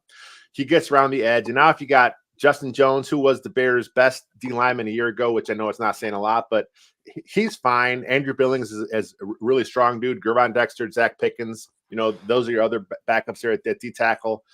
If Dexter can push the pocket like he did at Florida, and I know there's a lot of talk about his get off, but one thing there's no question about is his strength at the point of attack.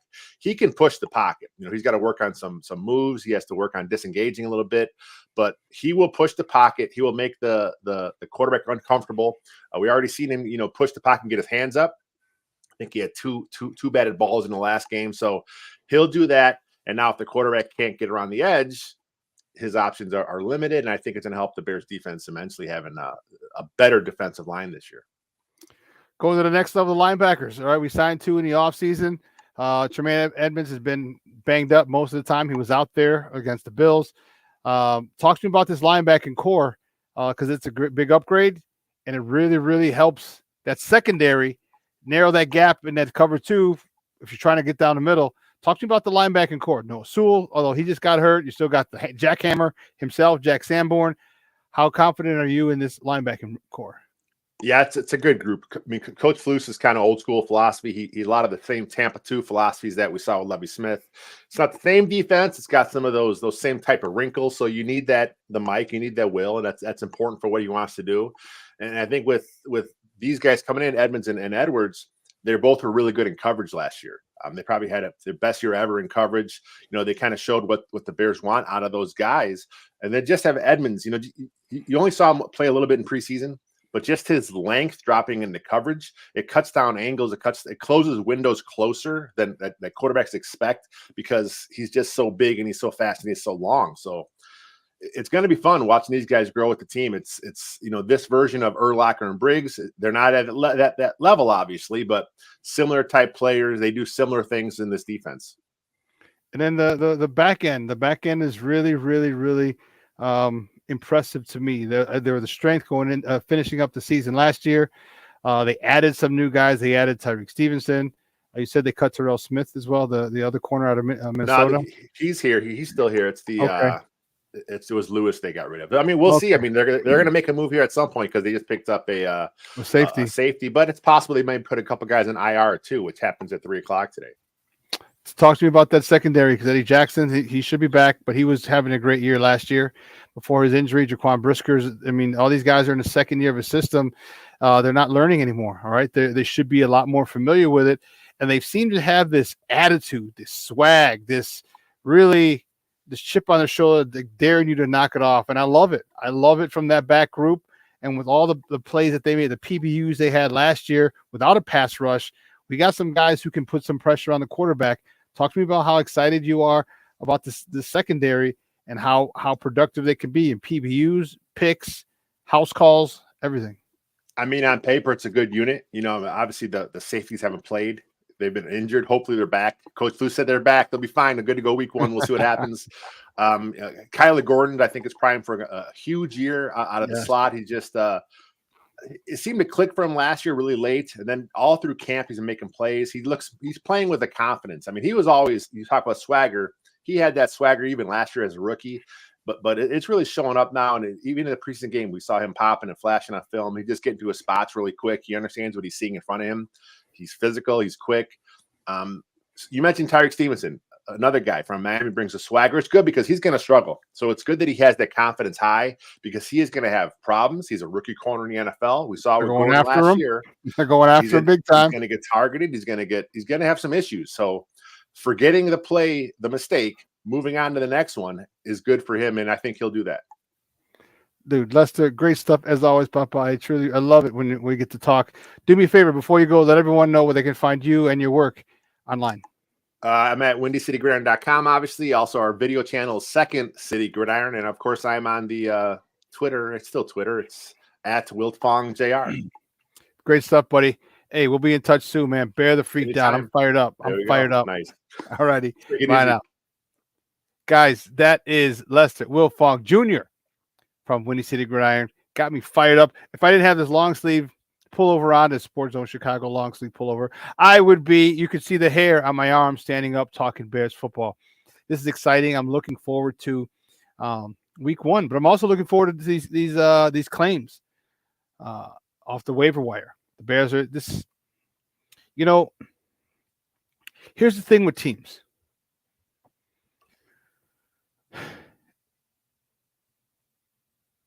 What, Cornelius? Cornelius, what are you thinking? Releasing Terrell Lewis and Gibson makes me think that Ngakoue will be trade bait soon. Are you serious? Why would you think that? Why would you think that? So you would trade your best pass rusher when he's on a 1-year deal? Are you saying for picks or what? I don't know if I agree with you on that one, Cornelius. I don't see the logic in that. But I'm looking forward to it, man. This team is primed. I am concerned, and it was just one play. Don't get me wrong. And when I was going through the Twitter sphere yesterday, and somebody broke down that play with Justin Fields where he ran out of bounds like a third down, and he should have thrown it to Darnell Mooney going across, and he missed. I didn't throw it, and he ran.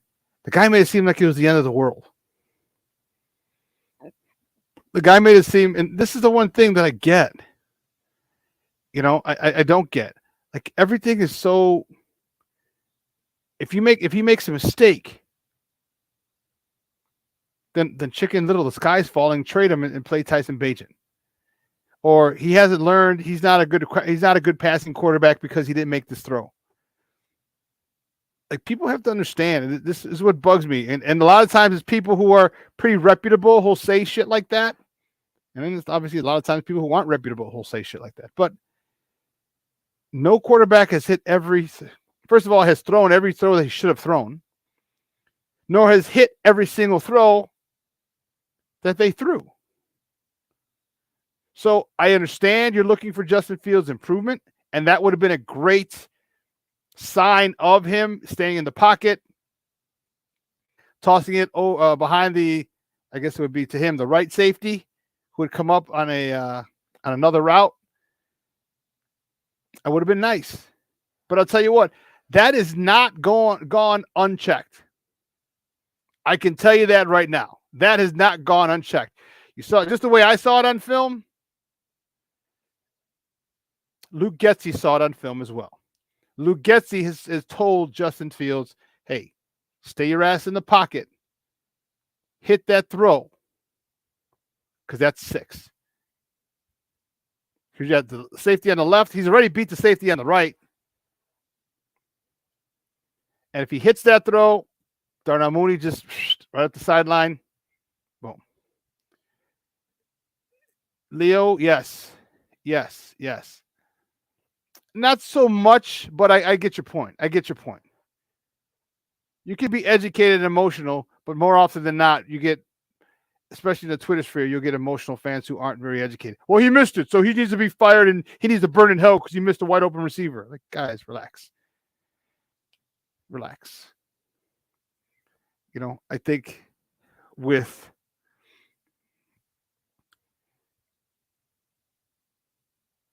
Getsy, and when the bullets are live, when when it's for real, I think there'll be more. There'll be more big plays. I would have liked to have seen it. Believe you me, I would have. But it doesn't mean he's not going to see it in the game. All right? It doesn't. Because I'm telling you, if I saw it on Twitter, on a tape, you don't think the offensive coordinator saw that on tape? You don't think the coaching staff saw that on tape? And that's going to be addressed. Stay in the pocket. And if anything, back up. There was some pressure, not pressure, but something to his right, which threw him off. And this is why they talked about getting that right tackle. The right tackle for some people, some quarterbacks, is as or more important than the left tackle because you see that guy, even if it's out of your peripheral. You see that, and that'll make you move. So if that's the case, have him back up, have him continue to drop back. Just a quick 1-2. Okay? But he still needs to hit that crossing route behind one of the safeties. And trust me, that would have put a lot of people's fears to rest. Even if he backed up, went out and threw it on the run, because he was wide open. He would have been wide open. Safety had no chance. The safety on the left hash had no shot. He was already behind the safety on the right hash. One play is not indicative of what growth he has. Okay. He just missed it. Now, if he continues to just miss it, then there's an issue. Then that falls on Getsy. Then it falls on Getsy saying, hey, listen, this needs to be addressed to him, and he needs to get it. Because that's how you break the stigma of a running quarterback. You sit there and you just drop dimes. Anything they do is wrong. You blow a coverage, guess what? I'm going to exploit it. He did it at Ohio State. I don't think there's an issue. I don't think we'll have a problem doing it here. He just has to get more comfortable. And Getsy should be on him. You know, I don't know Getsy's coaching style. I don't. But great players want to be coached hard. Great players want to be coached hard. Anyone in the chat, am I lying? Or am I 100% on point? Great players want to be coached hard. So again, I don't know how Getsy's coaching style is, but if that was me, I'm like, hey, look, here's you missed this one. Don't let this shit happen again. This is what's going to make you great. Challenge him. Challenge him when you have this or any other receiver coming wide open. Challenge him to hit all of them. I need you to get all of them. And it's not going to get all of them. It's impossible. Or highly unlikely. Let me not say that. Highly unlikely. But when you strive for perfection, you'll fall short into excellence. And that's what we need. We need excellence from Justin Fields. Because if Justin Fields is excellent this year, wow.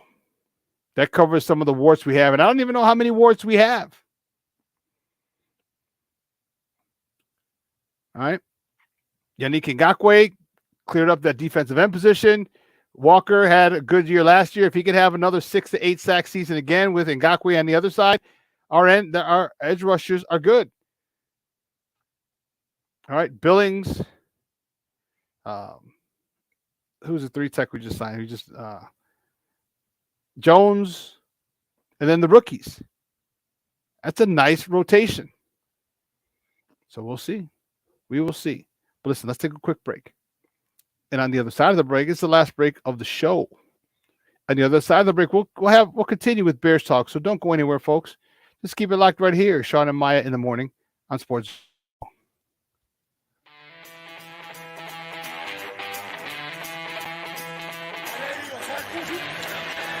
Off the fake. Fields against the grain. Finds Jesse James. Field. With time. Delivers down the field. And Cowboys. Still running.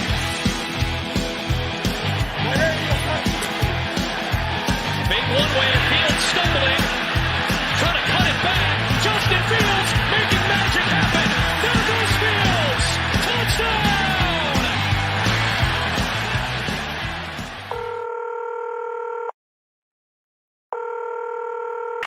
911, operator 901. Where's the emergency? 127 Brymere. Okay, what's going on there? I'd like to order a pizza for delivery.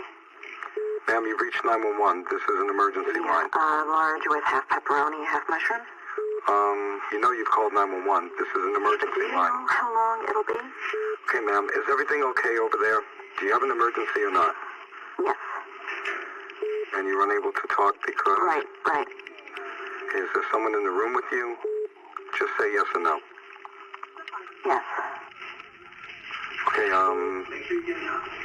it looks like I have an officer about a mile from your location. Are there any weapons in your house? No. Can you stay on the phone with me? No. See you soon. Thank you.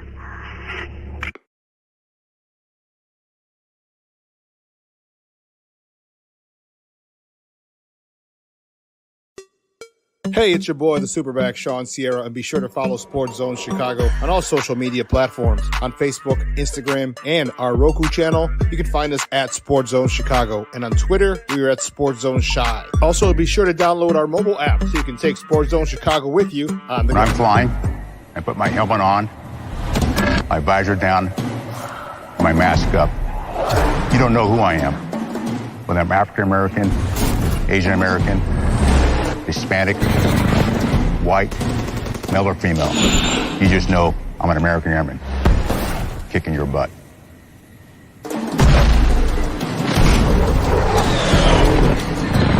I'm General C.Q. Brown Jr. Come join us.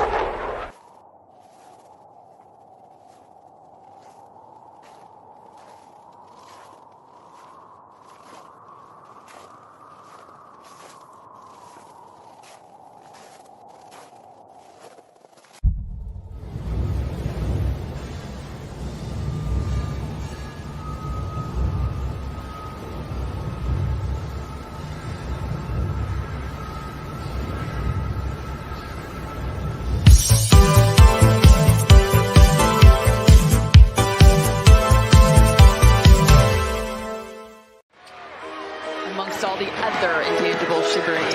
Here's Marina Mabry, acquired in the offseason, finds Morgan Birch underneath. And Made her work a little extra for it. A little bit.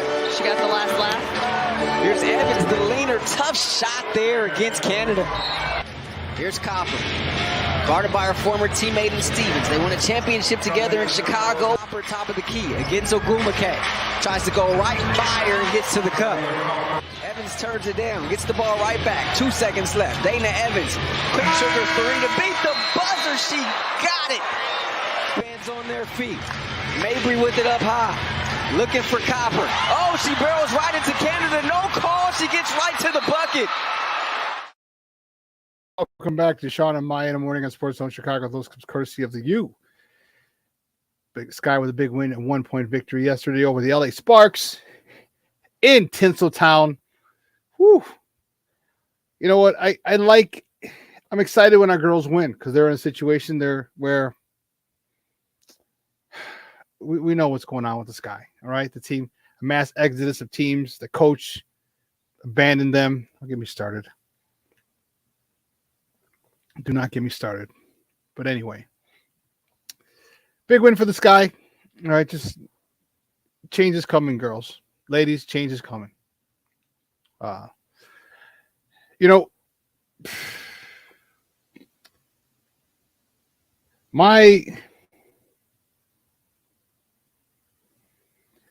still shocked at the Terrell Lewis cut. I can't. It boggles my mind. This guy had a sack, averaged a sack a game for the Bears in the preseason. He's healthy. So who's this new guy that they got now? All right. I should ask where the tracker is. Excuse me. Where the tracker is and who the Bears are looking after, because they put a claim in on a defensive end. Where are we at? Come on, give me something. No, I don't have any. All right, they signed Dan Feeney. All right, the offensive lineman. He's we're native Orland Park. I thought that's pretty cool.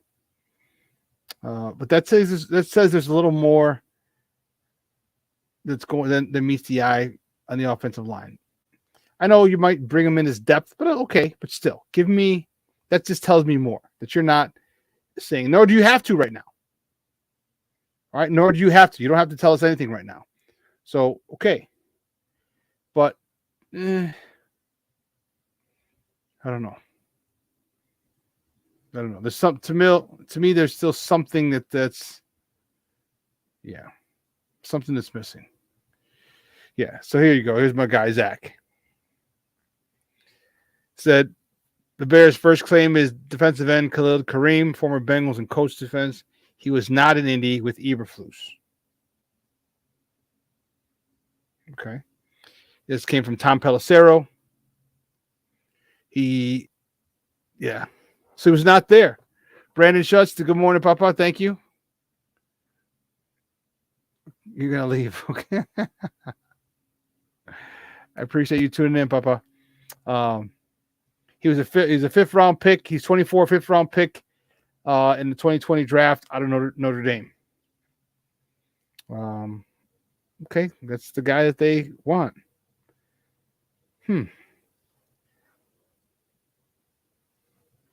Is he better than Terrell Lewis?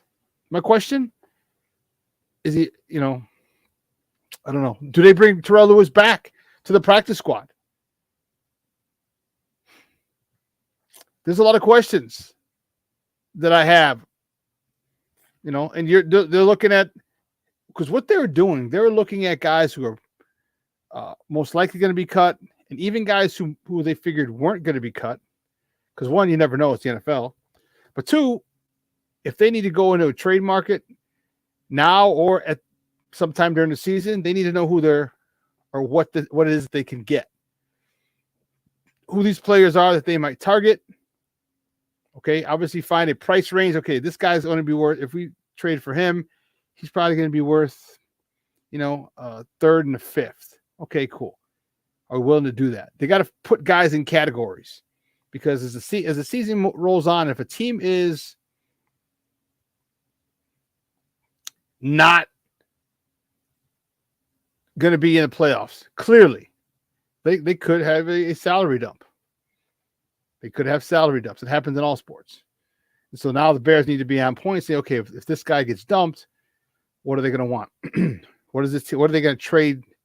What would they accept in a trade for this guy? So they've been working hard. And I just Terrell Lewis cut really, really bothered me. Really bothered me when I found out this morning. Hopefully there's a way he gets back. If not, good luck to him. Good luck to him finding a squad. And I'll tell you what, you find a squad and you ball out, more power to you.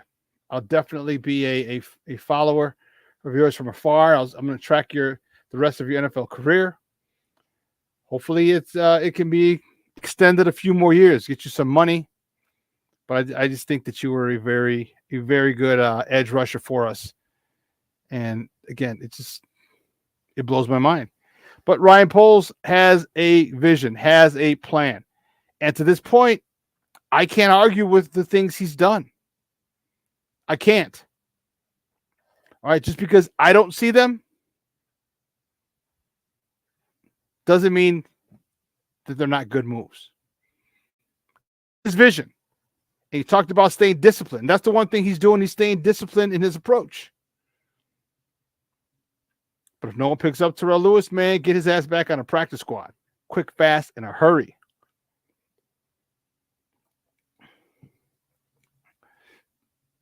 You asked about Nate Davis. There's some rumors that are going on in the Twitter world, so to speak, that, he just wasn't he didn't want to buy in. And Coach Eberflus allegedly. So, okay, well, when you're ready, come back. We'll let you know. We'll be here with open arms. So there's a lot of stuff going around being said about this Nate Davis situation. Okay. And then they grab here. Khalid Kareem, defensive end from the Colts. Quindell Johnson, who's a safety from the Rams. And wide receiver Trent Taylor from the Bengals. So that means who gets cut? Wide receiver. So does that mean Equinemius St. Brown? Is he gone? Is Velus Jones gone? I know he's their guy, but man, Equinemius St. Brown, they loved him because he could block. So this is interesting. As this is playing out, I'm loving it. I'm loving it. What is the big deal about Trent Taylor? What is the big deal there? I have no idea. I don't recall him being a stud. Nate Davis is a baby.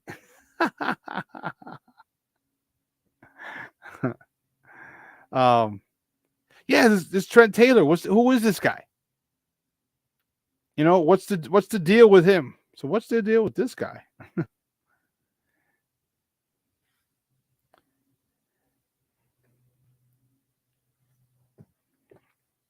Are we okay with?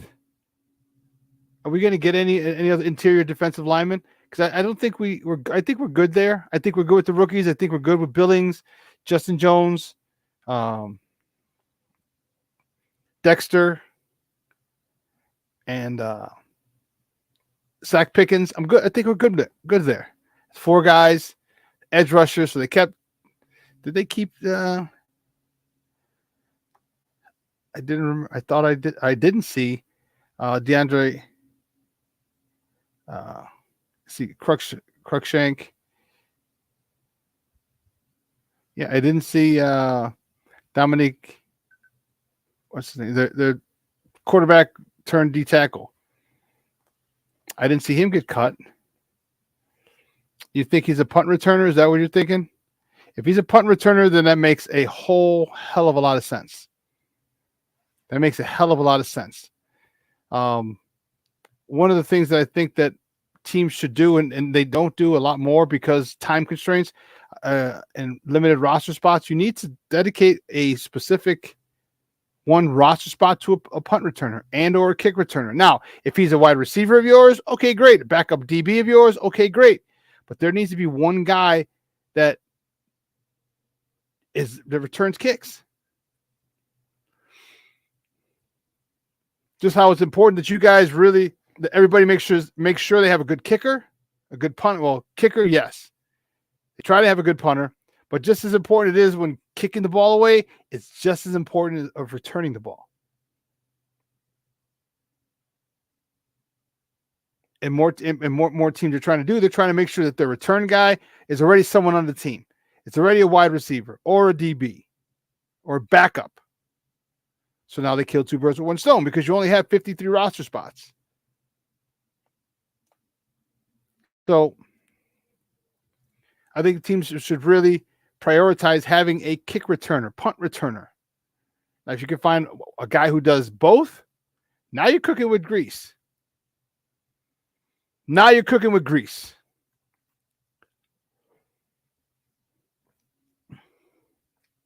So let's see. Let's look at Trent Taylor's. Let's see what are you doing, Papa? Talk to me. And I'm like he's here, huh? Trent Taylor stats. No, I don't want images. How fast is he? Okay. Wow, he only runs a 4.63. I was faster than him when I was in college. What? 4.63? Let's see. I'd love to see here from punt returns, games, Receiving, rushing, total yards, not giving me anything. No. Here, kick and punt returns. Yes, you guys are right. Okay, so that's his thing. Wow, last year he had 340 yards in punt returns, 420 yards. Okay. Number 432 yards in kick return. Okay. All right, so that's what we got. We got kick returners. Doesn't seem to be a fast one, but apparently he's a very he doesn't put the ball on the ground, and that's that's more important. That's the most important thing. Number one rule in returning a kick: secure the football. Do not turn it over. Bayless Jones had his chance last year, even this year, blew it. I don't know if they want to put Tyler Scott back there because they just got him and he's a rookie, and so I can see why they're apprehensive about putting him back there. I see it. I get it. Maybe next year he does it. I don't know.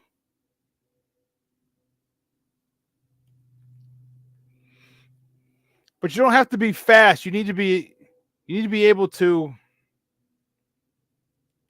see things developing and hit that hole. All right. Catch, secure the ball. See things developing. When you see it, put your foot in the ground and go. Emmitt Smith ran a 4.6 as well. Jerry Rice ran a 4.6 as well. Just got to run with purpose. So we'll see. It's going to be extremely, extremely exciting the rest of the day, the next couple of days, I would imagine, because you're dealing with guys we're going to be dealing with guys off the waiver wire. So we got 3 so far. We got a defensive end, we got a safety, and we got a wide receiver / punt kick returner. Okay. How many more do we make? How many more claims do we put in on various players? I don't know. We're going to find out. But man, 2 hours has come and gone. Unbelievable. I want to thank my guests, Ron Luce from the On Tap Sports Net, for calling in, talking Cubs baseball with me. And I also want to thank Lester Wilfong Jr. from Windy City Gridiron for joining us today, talking Bears football, getting me fired up in the morning. I love it. Like I said, if I didn't have my long sleeve shirt on, you would be able to see the hair on my arm standing up. Just talking football gets me going. I like it a lot. I like it a lot. Good to see my guy Barlissimo. Cornelius, I don't want to see Tyler Scott doing any of that stuff. Well, why not? He's a rookie. He's a rookie. I'm okay with him there. Because think about it. DJ Moore, Darnell Mooney, and who's the other one? DJ Moore, Darnell Mooney. Chase Claypool. You got those 3. Okay? Those 3. Why not let this guy? I mean, you do remember Walter Payton was a kick returner his rookie year for the Bears. He returned kicks. So why not put Tyler Scott there? This guy's got blazing speed. Do it. We'll see. But anyway, phenomenal show. Want to thank those guys. I appreciate it, man. Awesome stuff. Ron Luce, again, from the On Tap Sports Net. He covers the Cubs on tap, and then Lester Wilfong, Windy City Gridiron, editor-in-chief over there for Bears Talk. Great stuff. Listen, guys, today's gonna be the last cool day, I believe. What's the weather? Because it's gonna be 72 today. I like it. I like it. That's what I'm talking about, baby. 72. All right, 72, 75 tomorrow. Then Friday, the heat. The heat is on. 86 on Friday, 92 on Saturday, 95 on Sunday, 95 on Monday, 93 on Tuesday. The heat is back, baby. So enjoy this weekend. It's going to be nice and get nice and warm on this Labor Day weekend, the official end of summer. Why can't he break the game open as a kick returner? All right, why not? You're not risking him. You're giving him another shot to break the game open. You saw his, 40, 50-yard return the other day? If you can get field position like that, how beneficial is it to Justin Fields? And then maybe next year, you take him off and you have him focus more as a wide receiver. I'm not saying to stop having him as a wide receiver. No, not at all. I'm saying have him as a kick returner, punt returner. Because if you can flip the field, first of all, it's actually, in reality, it's a great thing to have a much shorter field. But psychologically, it takes a lot out of a team when you punt the ball 40 yards and you return the ball 50 yards. That's minus 10 on the exchange for the punting team. You don't want that. So I'm all. If you want to make him your punt returner this year, cool, go with it. Go with it. He's young, he'll be fine. But anyway, it's gonna be a nice, cool day. Enjoy it. Spend time with your loved ones. I got a couple meetings to go to today. I have one meeting to go to today. I'll be heading back to the burbs afterwards. But it's going to be, I'm excited about going. So listen, guys, for everyone here at Sports Zone Chicago, whether it's Elliot Baez, our executive producer, Clarence Council III, our social media guy, my producer, Steve Weekly, and my co-host, Adam Sencha Maya Kai, we want to thank you for tuning in. We appreciate all the love and the support. And make sure you tune in again, same bat time, same bat channel on Friday, 9 a.m. to 11 Central Standard Time. This show is going to be replayed at 4 o'clock today. So if you missed it, catch it at 4. If you missed any part of it, catch it at 4. Or you can pass the word on to your friends. I'll make it enough. It'll be coming along. So we'll be rebroadcast this at 4 p.m. All right. So for Elliot, for Clarence, for Steve, and for Maya, guys, I'm your boy, the SuperBack, Shawn Sierra. Have a wonderful day. All right. Remember, please remember, tell your loved ones how you feel about them. Tell your loved ones you care. Tell your loved ones, give them a big hug and kiss. Tomorrow is not promised to anyone. So go after what it is that you want and go after it relentlessly. All right, guys, I'm your boy, the SuperBack, Shawn Sierra. I am out.